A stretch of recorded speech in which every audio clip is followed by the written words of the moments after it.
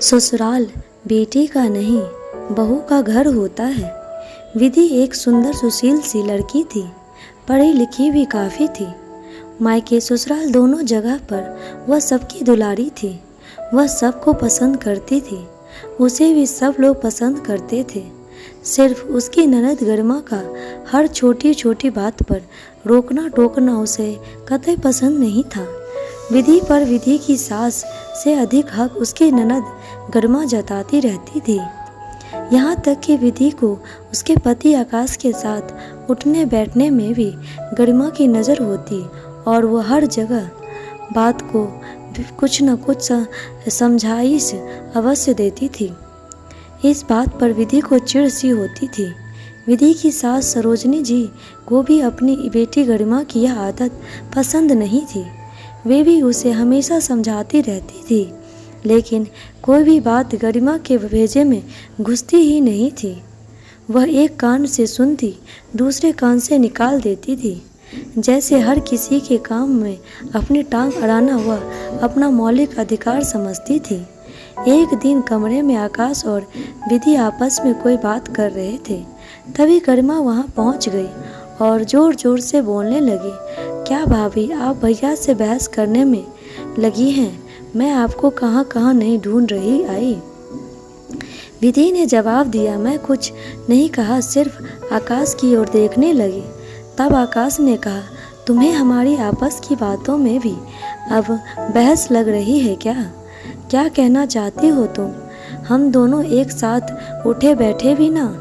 अरे नहीं भैया, मेरा मतलब ये नहीं था।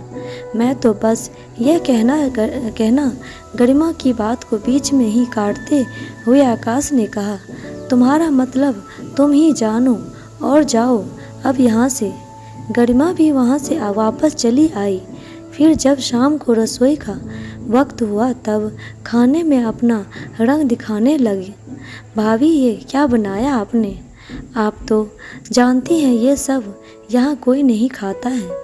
कम से कम माँ से या फिर मुझसे पूछ तो लिया होता कि किसकी क्या पसंद है। वहीं पर गरिमा की माँ सरोजनी ने तत्काल चखकर कहा, वाह विधि, ये तो तुमने लाजवाब डिश बनाई है। मुझे तो बहुत स्वादिष्ट लगी। मुझे भी माँ बहुत बढ़िया खाना बनाया है विधि ने, लेकिन शायद गरिमा को पसंद नहीं आया।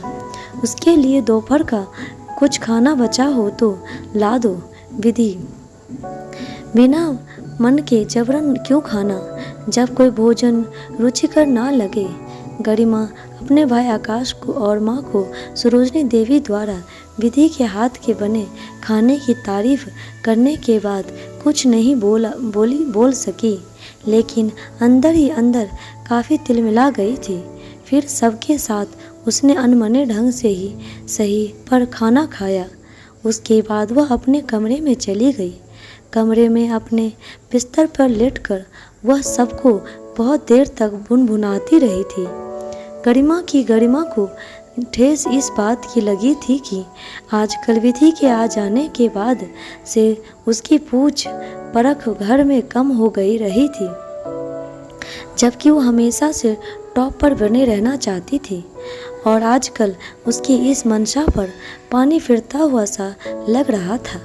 इसीलिए वह अंदर ही अंदर दिल मिला रही थी, जबकि ऐसा भी कुछ नहीं था। पहले वह अपनी माँ के साथ घर में के कामों में हाथ बटाती थी तो सब लोग उसे ही आवाज़ लगाते थे, गरिमा ये, गरिमा वो। अब जब विधि घर के काम काज संभालती है तब गरिमा दूर से तमाशा देख रही होती है। ऐसी स्थिति में उसे आवाज़ लगाकर कोई कुछ नहीं पूछता। बस इसी बात को वह अलग नज़रिए से देख रही है। एक दिन सबको एक साथ कहीं घुमाने जाने की प्लानिंग बनी। आकाश, सरोजनी जी, विधि एवं गरिमा चारों जैसे ही विधि तैयार होकर हॉल में आई। गरिमा ने झट से कहा, ये क्या भाभी, आपने क्या पहन लिया है? बिल्कुल भी सूट नहीं कर रहा है आपका ड्रेस, एकदम गवारों जैसी दिख रहा है। आप पढ़ी लिखी हो, कम से कम ढंग के कपड़े तो पहन लिया करो। आपको पता होना चाहिए, आप हम सबके साथ जा रही हैं। हमारी भी सोसाइटी में कोई इज्जत है। अपना नहीं तो कम से कम हमारा ही ध्यान रखा होता। विधि ने कुछ नहीं कहा, बस आंख सी हो गई। इन कपड़ों में क्या बुराई है गरिमा, मुझे बताओगी क्या? सरोजिनी जी ने गुस्से में पूछा। माँ, बुराई तो कुछ नहीं है, लेकिन ये रंग बिरंगे से कपड़े गांव वालों की तरह लगते हैं। नहीं ब्याहता है तो रंग बिरंगे कपड़े वही पहनेगी ना, या मैं पहनूंगी? लेकिन माँ, लेकिन कुछ नहीं गरिमा।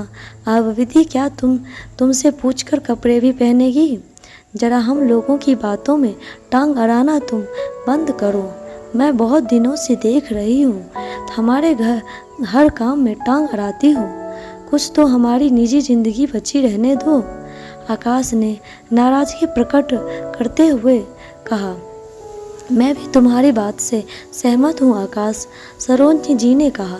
फिर गरिमा अपना सा मुंह लेकर चुपचाप रह गई। दोस्तों, कैसी लगी है आपको कहानी? कमेंट बॉक्स में ज़रूर बताइएगा। लाइक शेयर सब्सक्राइब जरूर कीजिएगा। और हाँ, कुछ घरों की बेटियाँ ऐसी ही होती हैं, सच में।